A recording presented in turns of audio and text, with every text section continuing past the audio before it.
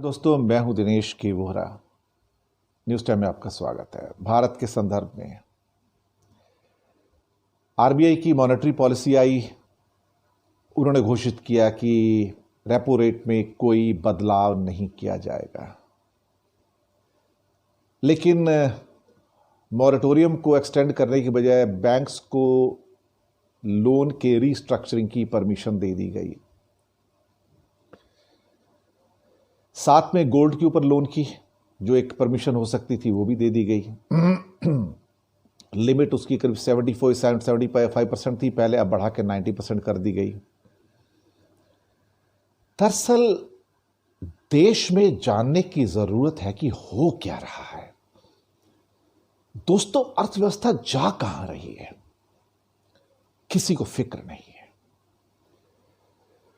फिक्र इसलिए नहीं कि अगर 80 से 100 करोड़ लोगों को 5 किलो महीने में मुफ्त अनाज देने के बाद इस बात का एहसास दिला दिया जाए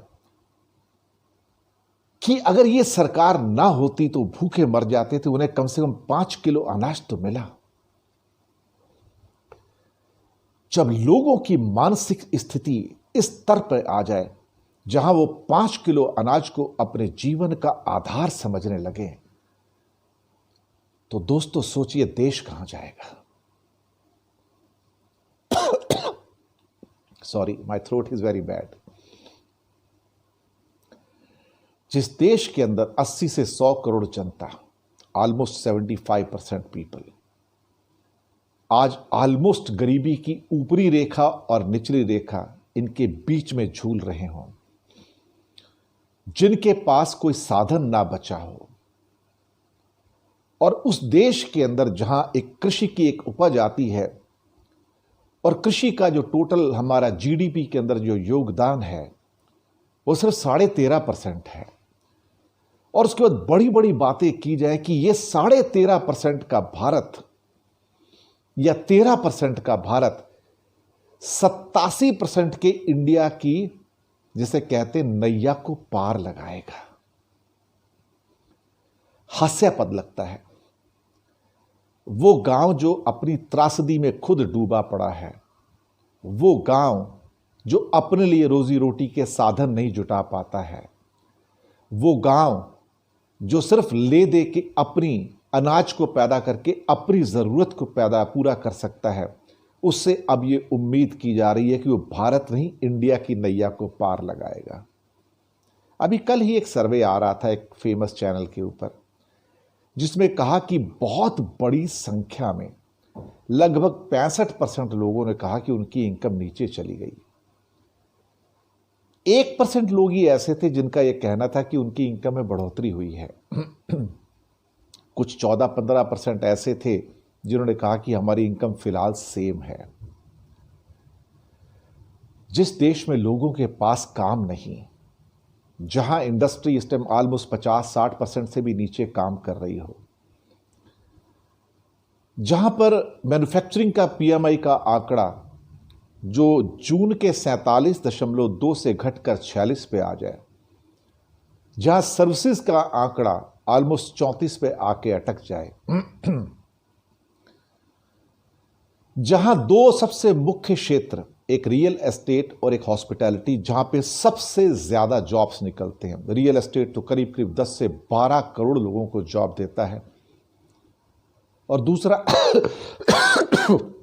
sorry, hospitality, aviation, restaurants, hotels, business, ये वाले, टूरिज्म बिल्कुल मरा हुआ, जो कम से कम 4 से 5 करोड़ लोगों को रोजगार देता है। आप सोचिए कि 15-16 करोड़ लोग जिनके पास आज कुछ नहीं है, इसमें खोमचे वाले, सड़क पर जो खाना बना के बेचते हैं वो वेंडर्स हैं, जैसे बंबई में खाऊ गली भी है, सब बंद है। प्रधानमंत्री जी कहते हैं कि जितने भी रेड़ी पटरी वाले लोग हैं उनको 10,000 रुपए का लोन दिया जाएगा। प्रधानमंत्री जी, आपकी बात से मैं सहमत हूं। आप 10,000 का लोन देंगे तो शायद रेड़ी पटरी वाले खड़े हो जाएं। ये जो खाने में वड़ा पाव बेचते हैं, कोई चाइनीज़ फूड बेचता है, कोई छोटा मोटा और खाना बेचता है, जो कि दुनिया का शायद सबसे बड़ा बिजनेस है। लेकिन ज़्यादा करके सरकारें, और जहां मैं रहता हूं महाराष्ट्र स्टेट के अंदर, वहां पर सरकार इस बात की परमिशन ही नहीं देती कि खोमचे वाले, रेड़ी पटरी वाले आके बेचना शुरू करें अपने खाने का सामान। तो प्रधानमंत्री जी अगर 10,000 का आपसे लोन ले भी लेंगे तो उसका करेंगे क्या? अगर राज्य सरकार उनको सड़क पे आके खाना बनाने की और उनको बेचने की परमिशन नहीं देती है तो वो क्या करेंगे, आप बताइए ना। विरोधाभास तो है ना। लोगों की पिछले कुछ सालों में सेविंग्स समाप्त हो गई। जी हां, सही बात है। सेविंग्स इसलिए समाप्त हुई कि इनकम्स तो बढ़ी नहीं पिछले 6 सालों में। इनकम्स कम होती चली गई, चीजों के दाम बढ़ते चले गए, इन्फ्लेशन, भले ही आप 4-5% की बात करें लेकिन इन्फ्लेशन तो था ना। अब आपके इन्फ्लेशन में बहुत सारी चीजें तो काउंट ही नहीं होती है ना, वो तो हमारे क्या बोलते हैं कि दिखावे में आती नहीं है। जैसे कि आप कहते हो 6% की महंगाई दर है आज की तारीख में, तो 6% की महंगाई दर के अंदर दोस्तों जो कम से कम नहीं तो आपके 10-12 रुपए 15 रुपए के जो रेट बढ़ गए हैं डीजल पेट्रोल के, वो कहां से काउंट हो रहे हैं। फ्रेट रेट ऑलरेडी 20 से 25% बढ़ गए पिछले 2-3 महीने के अंदर, उसको तो काउंट ही नहीं करते ना आप। उसके बावजूद भी कहीं आपका जो सीपीआई का जो रिफ्लेक्शन है, कंज्यूमर प्राइस इंडेक्स का रिफ्लेक्शन है, वो कहीं से उसको शो नहीं करता। कहीं से बिजली के बड़े दामों को शो नहीं किया जाता दोस्तों। कहीं से जो बाकी रेल भाड़े बढ़े हैं, कभी इस नाम से कभी उस नाम से, उसका तो विचार नहीं किया जाता। सबसे बड़ी 2 कॉस्ट जो होती है, जो जनता के लिए बहुत भारी पड़ती हैं, वो है एजुकेशन की कॉस्ट और हेल्थ की कॉस्ट। अब वो तो यहां पर आपके सीपीआई में इंक्लूड ही नहीं है आपके यहां पर, है ना कमाल की बात साहब। आज ही एक आंकड़ा मेरे सामने था आज के टाइम्स ऑफ इंडिया के अंदर, जिसने कहा कि इंडिया में जो प्राइवेट ट्यूशंस हैं, कोचिंग क्लासेस हैं, ये संसार 25,000 करोड़ का संसार है। आप सोचिए इस बात को। जिस देश में 25,000 करोड़ लोग सिर्फ ट्यूशन पर, कोचिंग क्लासेस पर हर साल खर्च कर देते हों, वहां की एजुकेशन का क्या हाल होगा। और स्कूलों में जो बढ़ी हुई फीसें हैं, आप बताइए साहब। कमाल इस बात का है कि ये आपके कंज्यूमर प्राइस इंडेक्स के अंदर रिफ्लेक्ट नहीं होता ना। आज जब आप बीमार पड़ जाते हैं और किसी भी हॉस्पिटल में चले गए और गलती से प्राइवेट हॉस्पिटल में चले गए, तो कोरोना के सिलसिले में पर डे का बिल 1 लाख रुपए कैसे आता है। आप 10 दिन रहे तो 10 लाख का बिल, और 15 दिन रहे तो 15 लाख का बिल एक कमाई का जरिया बन गया उनके लिए।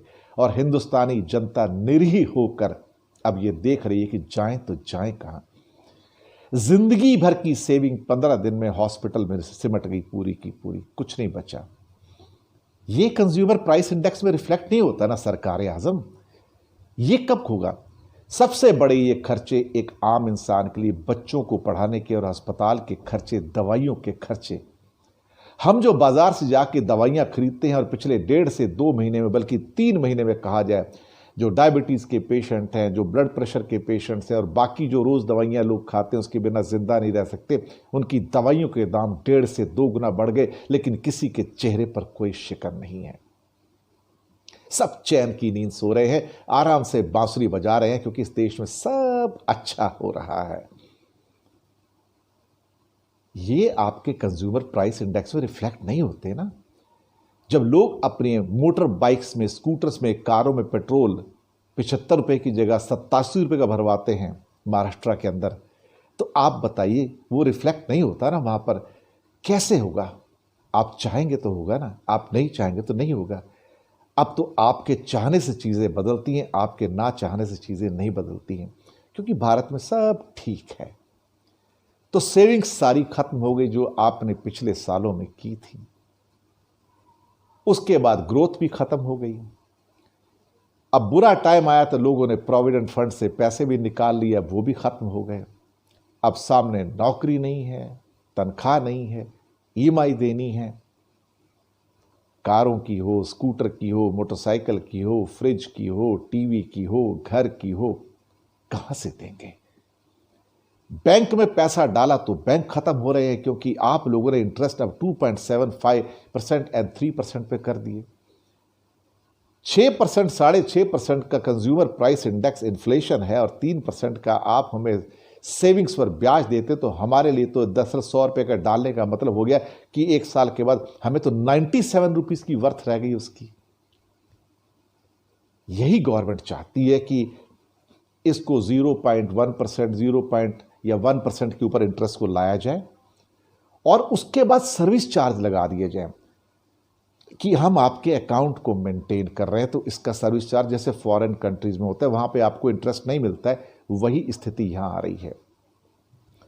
क्या कभी सरकार ने सोचा कि इससे जो हमारे बुजुर्ग हैं, वरिष्ठ नागरिक हैं, 15-16 करोड़, जिनका एकमात्र सहारा बैंक का इंटरेस्ट होता था, एफडी का इंटरेस्ट होता था, या पीपीएफ का इंटरेस्ट होता था, सब कुछ तो आपने छीन लिया सरकार। ये जिंदा कैसे रहेंगे? आपने मुड़ के नहीं पूछा ये जिंदा हैं कि मर गए हैं। क्यों? किसको फुर्सत पड़ी है? आपके मंत्री आते हैं, गिनाते हैं, हमारे यहाँ इतनी फैक्ट्री मोबाइल की लग गई, हमारे यहाँ इतना कुछ हो गया, हमारे यहाँ वो कुछ हो गया, हम $5 ट्रिलियन की इकॉनमी पे आ गए। दरअसल मंत्री जी, हम तो 2.7 ट्रिलियन डॉलर की इकॉनमी थे, और अब 15% के कॉन्ट्रैक्शन के अंदर हम 2.4 ट्रिलियन डॉलर से भी नीचे आ गए हैं। हमें तो सिर्फ ये बता दीजिए, हम कि 3 ट्रिलियन डॉलर पे आने में हमें कितने साल लगेंगे? 5 की तो बात छोड़ दीजिए साहब, कितने ख्वाब दिखाएंगे आप? इंटरेस्ट भी गया बैंक का, बैंक सेफ है नहीं है वो भी नहीं पता, कि पैसा रहेगा नहीं पता। अभी पीएमसी बैंक जो महाराष्ट्र का था, उनके लोगों को पैसा आज तक नहीं मिला। कमजोर बैंकों का विलय कर दिया गया कुछ थोड़े बहुत मजबूत बैंकों के साथ, अब वो बैंक भी जर्जर हो गए। 8% के एनपीएस बढ़ के, शक्तिकांता दास की रिपोर्ट के अनुसार, आरबीआई की रिपोर्ट के अनुसार बढ़ के 12.5 और 15% के आसपास आ जाएंगे। अगर इसको शुद्ध हिंदी में दिवालियापन ना कहा जाए तो क्या कहा जाए? आपके बड़े बड़े लोगों के लोन्स रीस्ट्रक्चर हो जाते हैं, इसको आप रीस्ट्रक्चरिंग कहते हैं। लेकिन जो छोटे लोग हैं, जो मध्यम वर्ग आपका 15 करोड़ का है, उसके पास, उसको देने के लिए आपके पास कुछ नहीं है, सांत्वना भी नहीं है, दिलासा भी नहीं है। मिडिल क्लास की बात होती है तो आपके स्पोक्स पर्सन टीवी पर मुंह फेर कर चले जाते हैं।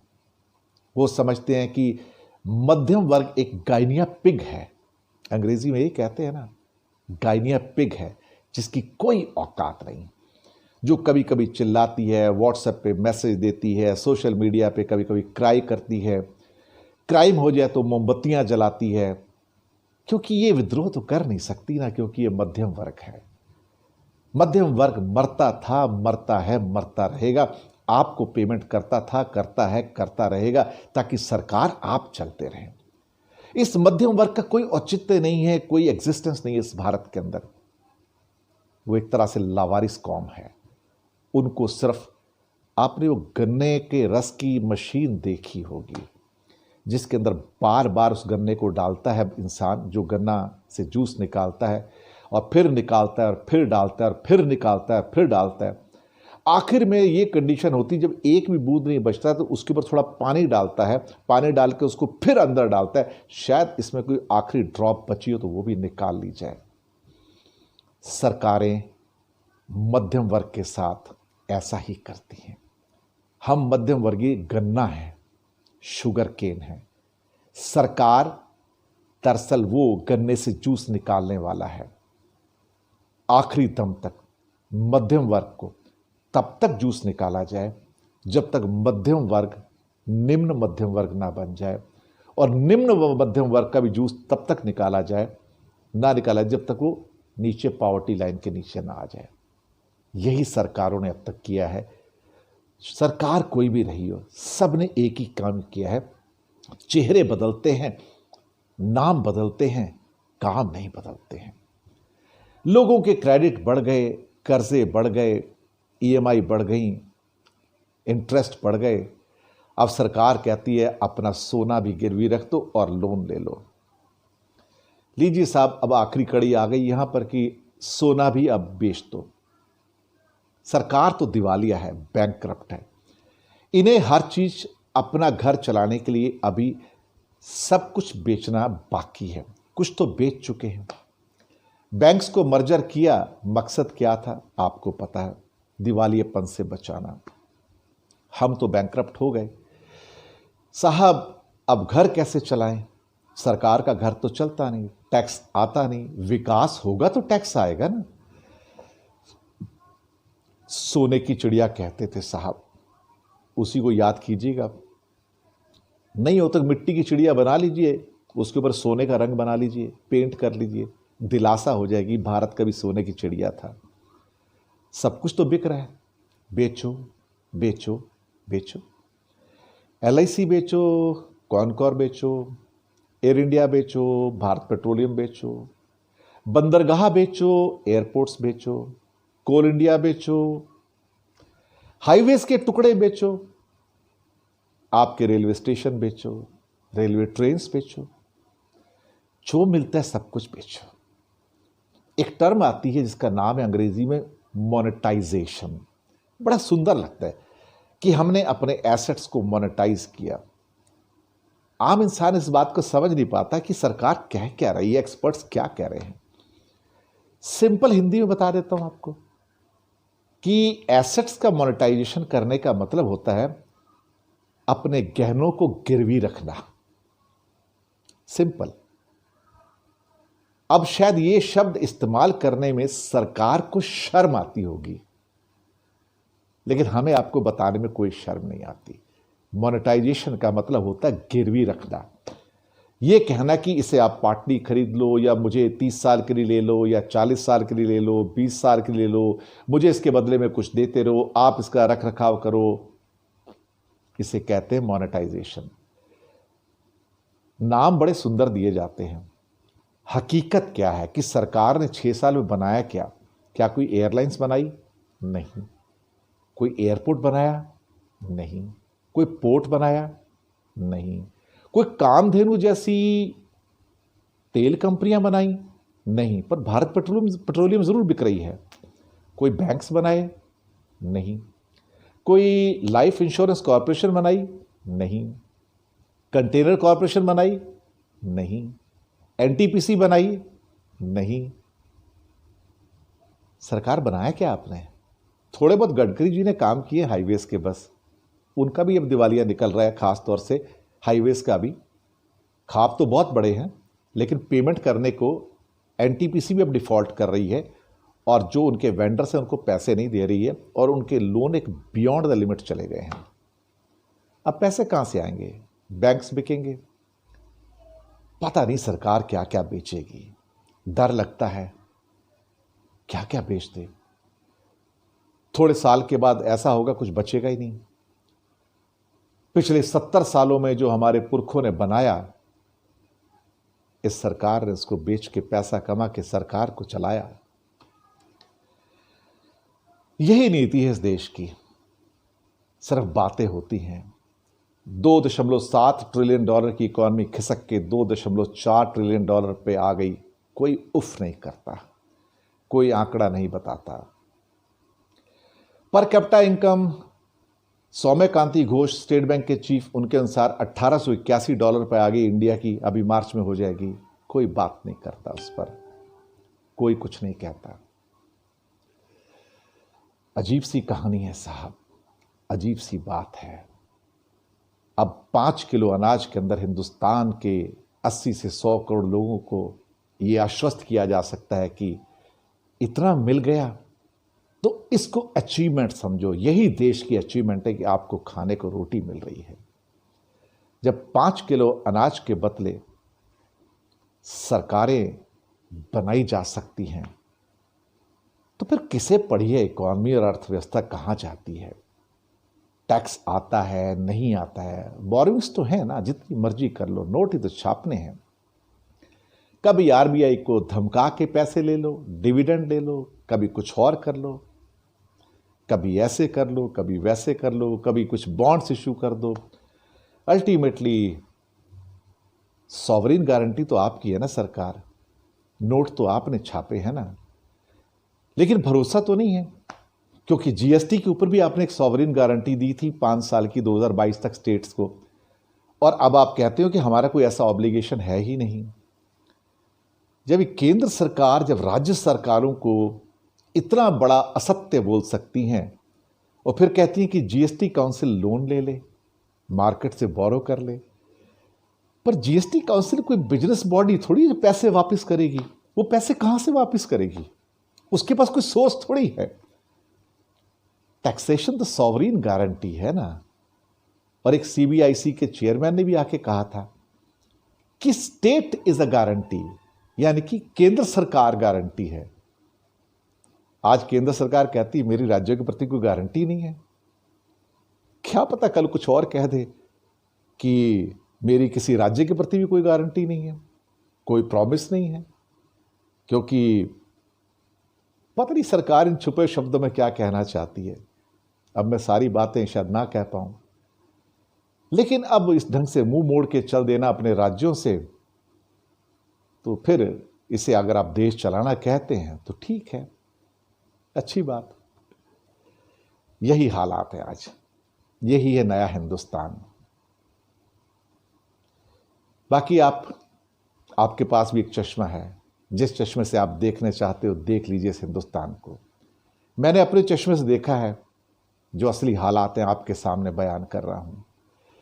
अगर आपने रंगीन चश्मे पहने हुए हैं और आपकी गिनती उन लोगों में है जो कुछ देखना नहीं चाहते हैं, तो मर्जी आपकी। कभी कभी मुड़ के देख लेना चाहिए हम जा कह रहे हैं, क्योंकि sometime a train to nowhere बहुत फेटल हो सकती है। जाग जाइएगा। शुक्रिया।